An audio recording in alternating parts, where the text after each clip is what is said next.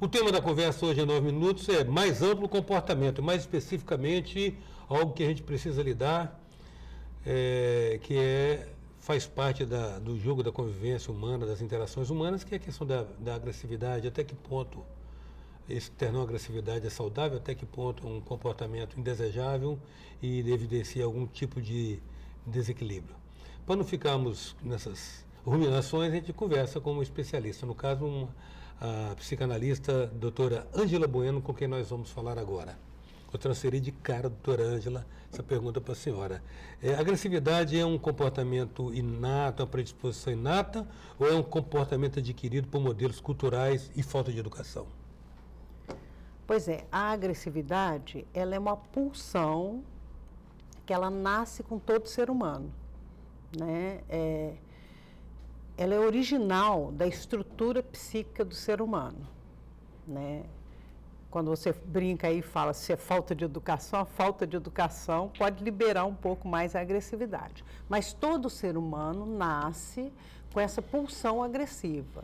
E na convivência com os outros, ele tem que, para frequentar os diversos grupos sociais e se humanizar, ele tem que recalcar a agressividade e a sexualidade, né? Então, todo ser humano tem uma cota de agressividade. Se a gente pensar na criancinha, né, uma criança pequena, ela muito antes até de saber andar, ela já puxa o cabelo do amiguinho para tomar um brinquedo, né? Ela já dá uma dentada no outro, e ela tem que, à medida que ela vai sendo cuidada pelo outro, ela tem que, quem faz o papel de mãe, né, quem faz a função materna ali com ela, né, ela tem que ir dizendo, não pode fazer isso, devolve o brinquedo para o seu amiguinho, tem que repartir, né? E é recalcando essa pulsão que a criança pode fazer laço social, pode frequentar uma escola, pode, né?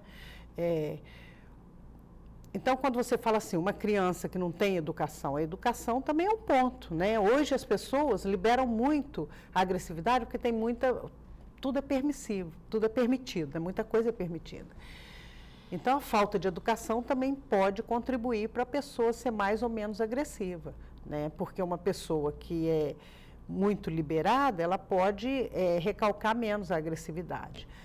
Mas a agressividade é absolutamente necessária, o recalque da pulsão agressiva, para qualquer ser humano, do ponto de vista da saúde mental, poder frequentar qualquer grupo social. Então, educar é, de fato, impor limites. Sim, com certeza.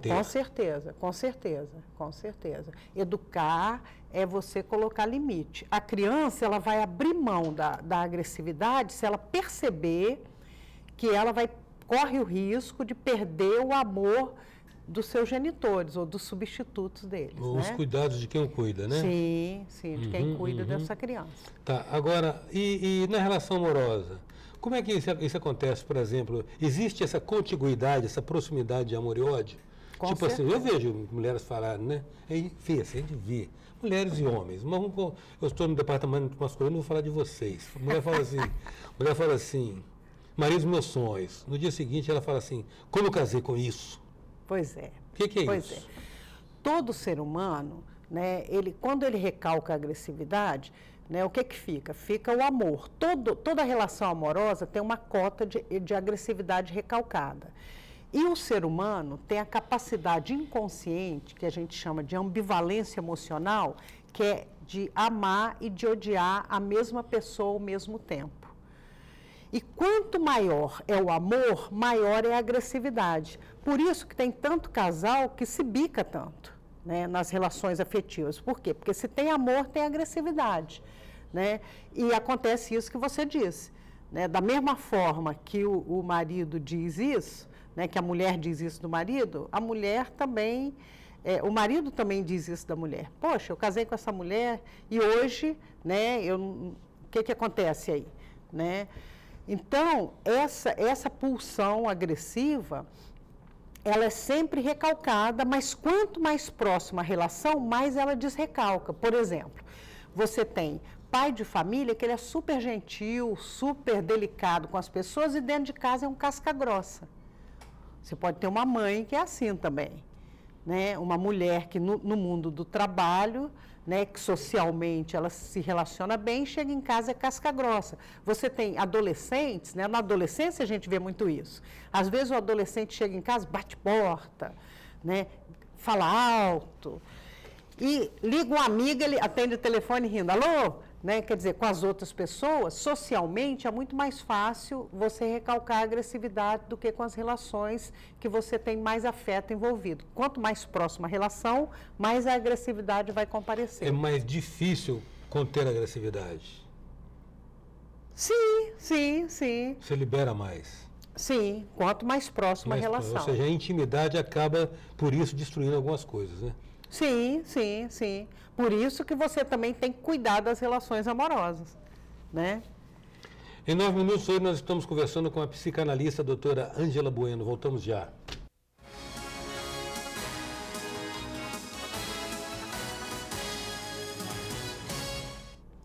Voltamos com 9 minutos, que traz hoje a doutora Ângela Bueno, psicanalista, e estamos falando a respeito de agressividade.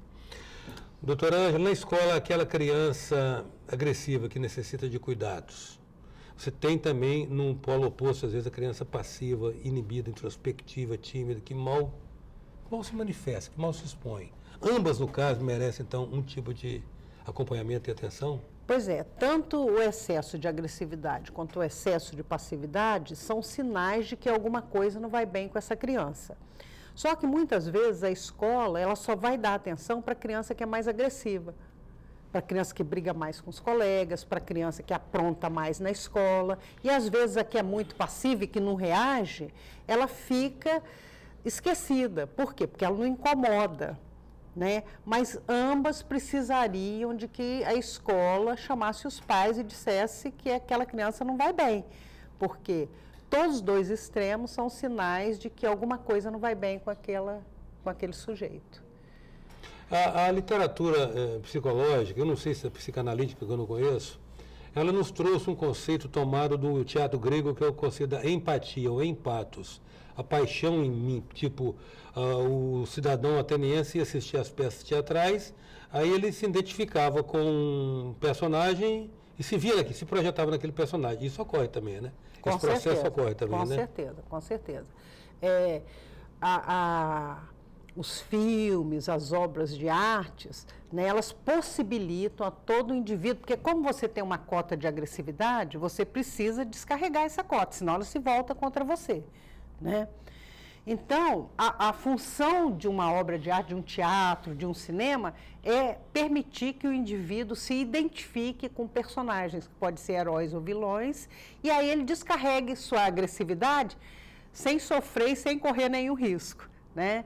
Por quê? Porque, como eu estava falando da ambivalência emocional, porque por melhor que seja o ser humano, ele também tem uma cota de agressividade, e ele deseja e pensa mal para as outras pessoas, deseja algum mal, inveja, né, rivaliza com outras pessoas. E como, do ponto de vista inconsciente, pensar equivale à ação, ele se culpa por desejar mal para o outro, né? E quando ele assiste um filme e ele descarrega isso, né, ele, de certa forma, descarrega essa pulsão, né, identificada ao personagem. Por isso que eu fico pensando nessa questão dessa coisa politicamente correta, por exemplo, da história infantil. Uhum. Tem que ter na história infantil bruxa, lobo mau que come vovozinha, para a criança poder liberar essa agressividade. Uhum. Né? E que muitas vezes a criança libera pela fala. Quando nasce o irmãozinho, ela diz, esse irmão veio me atrapalhar minha vida, estou com ciúme, gostaria que ele não existisse. Ótimo que ela pode falar, porque senão ela vai lá e dá uma dentada no irmãozinho. Né? Agora, cabe aos pais dizer, você não pode fazer isso com seu irmão, vai lá, pede desculpa para ele. Né? E à medida que ela percebe que ela está sendo agressiva com o irmãozinho e ela pode perder o amor dos pais, é que ela vai abrir mão dessa agressividade. Um processo de troca. Isso aí. De troca, né? Agora, quer dizer que é saudável, na verdade, pelo menos à luz da psicanálise, essa identificação com o vilão, né? Torcer para o bandido também faz parte. Com certeza, por isso que esses personagens vilões dessas novelas fazem tanto sucesso. Porque todo mundo tem um pouquinho daquilo, sim, na verdade é essa. Isso aí, todo mundo tem um monstro pouquinho daquilo. desse. Todo mundo. E você, de certa forma, você descarrega essa coisa que você fica lá recalcada. Né? Porque no cotidiano, às vezes, você é obrigado no seu trabalho, nas suas relações, a engolir tanto sapo, né?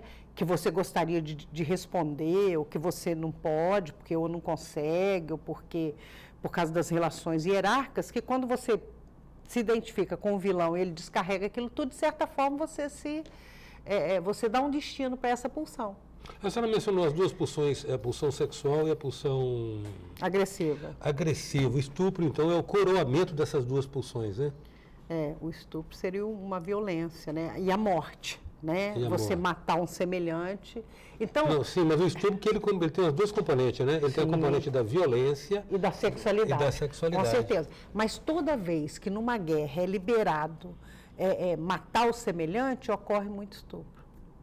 Né? Então, quer dizer, essas pulsões, elas caminham muito juntas. Sempre que um bandido, né, ele pode violentar alguém, ele pode também dispor da vida desse alguém. A agressividade, que aí já seria a violência, porque a agressividade não é necessariamente violência. Né? É claro que se você fala algumas coisas para os outros, você pode falar de uma maneira violenta, mas você pode falar também, né? Mas a agressividade, ela não é violência, mas ela é raiz da violência. Ela pode se tornar violenta. Ela pode se tornar violenta. Ou seja, vamos restabelecer só a premissa da senhora. A agressividade como a sexualidade são fundamentais à estrutura do psiquismo humano. Tá, elas são pulsões subsistentes. E nascem toda criança, estão ali. Né? E como uma árvore deve ser conduzida na direção vertical, elas devem ser conduzidas e aprumadas nos limites da sociabilidade. Elas devem ser, a gente chama isso de recalque. Né? O sujeito tem que saber que ele não pode fazer tudo que ele quer com o seu semelhante. Né? E nem com ele mesmo. Nem contra si. Né? Porque o Freud, quando ele percebeu, escutando as outras pessoas, a agressividade, foi que ele cunhou o termo pulsão de morte. Né, que é uma coisa que também todo ser humano tem isso. Né? Você às vezes busca coisa que você sabe que é ruim para você. Uhum. Ok, doutora Ângela, agradeço muito sua presença aqui, sua contribuição para nós aqui. Tá bom. Em 9 minutos nós contamos com a presença da psicanalista doutora Ângela Bueno. Até já. Sou passarinho.